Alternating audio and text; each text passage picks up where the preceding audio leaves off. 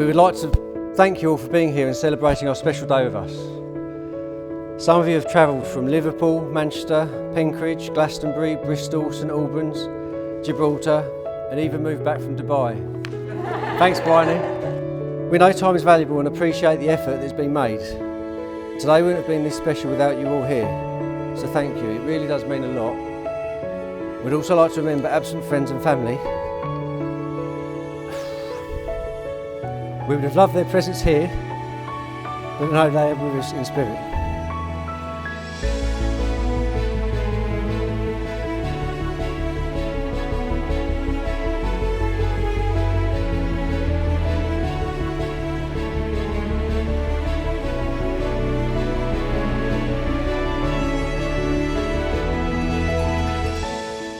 To have Beth in my life, I count myself incredibly lucky.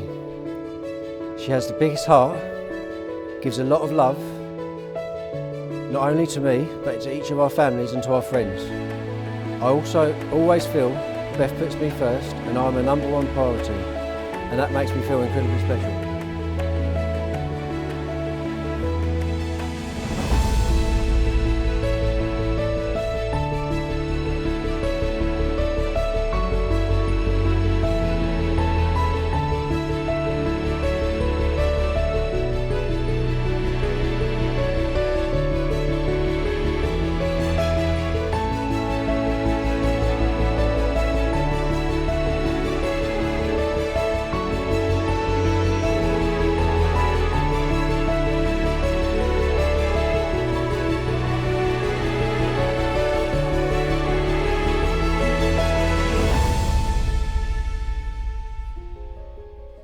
I'm not very good at public speaking, so I've decided to deliver my speech in the form of a song. I'm not, it's just, I just want to see your faces, just to put me at ease. Everyone, all of you here look absolutely stunning, and you've all put a lot of effort in, even you, Sarah. But obviously the most stunning here is Beth. My wife.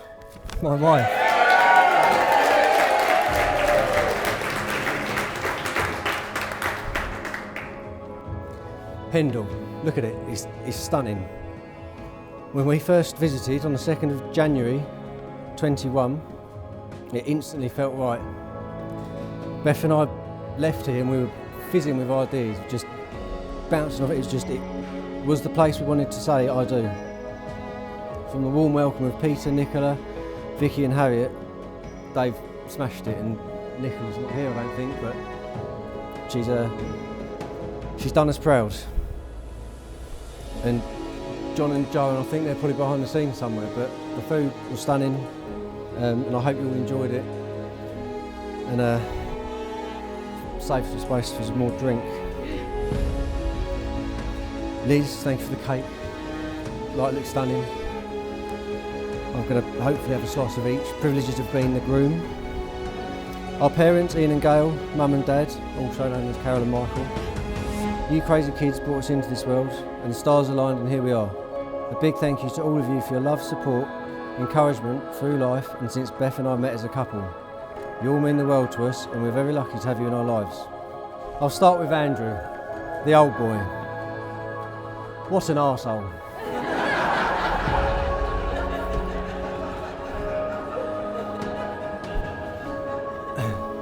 This man is a massive part of my life and has helped me through so many ups and downs. I'm surprised he's hung around. He's endured me shouting, screaming and throwing my radio out of the van in the middle of Gatwick's airfield. Tolerated me when I've been wound up and couldn't do things, educated me on life and shown me different ways of looking at things, to name just a few. For those who haven't met him, go and have a chat with him, and you will also think he's an arsehole. I stand here in complete disbelief that we are now husband and wife. I will never take that or you for granted.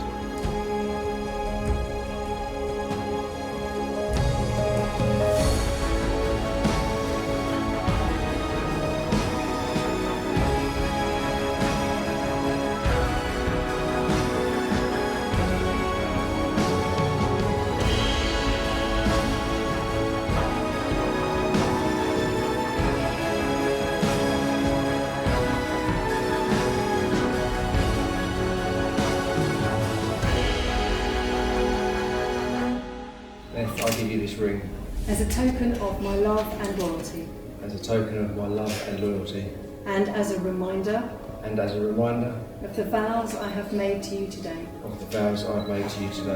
May you wear it with love, now and always.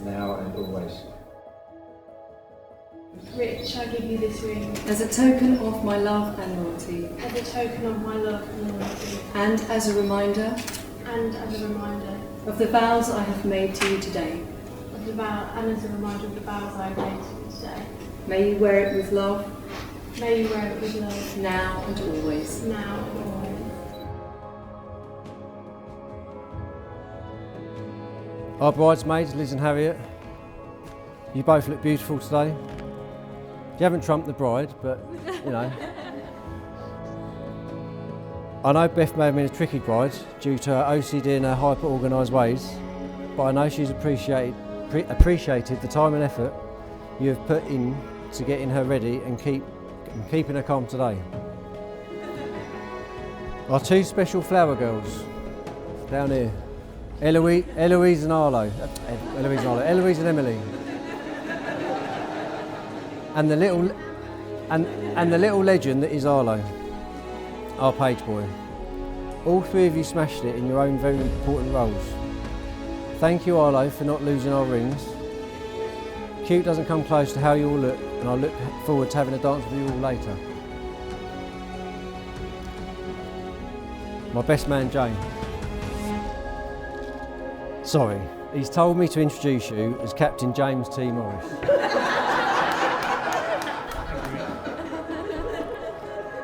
He likes to make out he flies, they're kiddie aeroplanes. You wind them up with elastic band and you let them go and they're not little, you know. Thank you, James, for always being there for me, for supporting me and encouraging me in all I do. You refer to me as a family friend, but I see you as part of a family. Love you, man. I'll now come to my wife, Mrs. Bethany, no middle name part of her.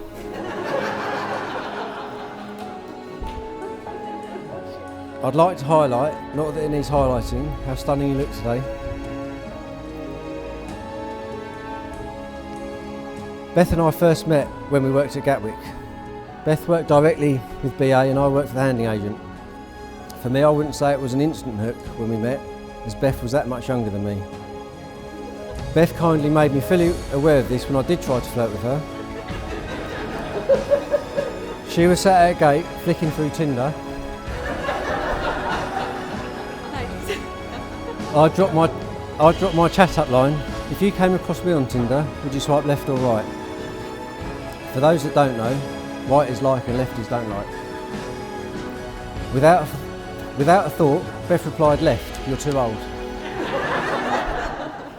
Nothing like being subtle, eh? I won't bore you with the full stalking detail that took place on Beth's part, I'll add.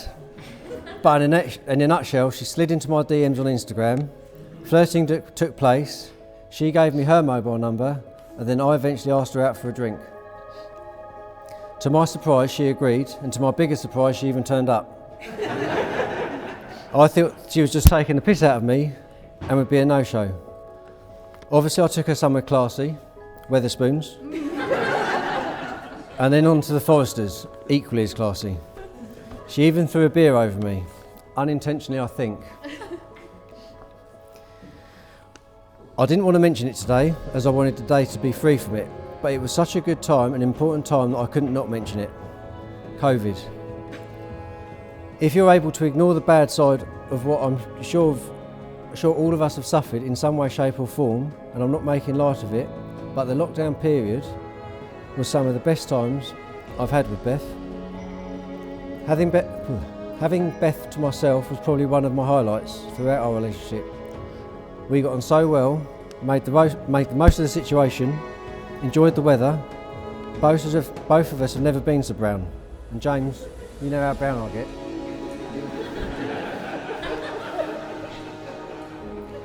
We laughed a lot, did silly things together, did things that we'll probably never get to do again, and ultimately learned a lot about each other. And it was through lockdown that the penny dropped that I wanted to ask Beth to marry me, which I did at Europa Point in Gibraltar on the 27th of September 2020. For those of you who properly know me, you will know that marriage has never been on my radar. Beth changed that for me in the sense she forced my hand. Not by pressuring me into it or by dropping hints constantly. She is this amazing woman that gave me no choice but to not let her go. I wanted to start and build a family with her, and that is something I cannot wait to do, and this is just the beginning of our story. I love everything about Beth, and it will take a long time for me to realise that I am now privileged to be able to call her my wife. So guys, I guess this is the fun part. Hello everyone. Just want to say it's great to see all these lovely faces here. They made time and effort to come down, celebrate Rich and Beth's big day. Really happy for you both. So for those of you who don't know me, my name's James, and unfortunately for Rich, I have the pleasure of being his best man today. We're going to have to rewind 15 years. Yes, we are getting on a bit now. I was a spotty teenager with what I thought was a really cool Renault Clio, pimped out to the max. Rich in his mid-20s, probably still handsome, but he was definitely really brown. And that's what really took my eye. Anyway, we got chatting at work and decided to meet up for a game of snooker, and the rest is history. Now, I think it's only customary that I conclude this asking everyone to be upstanding, please.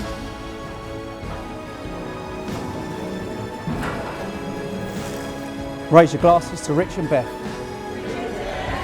Cheers, mate.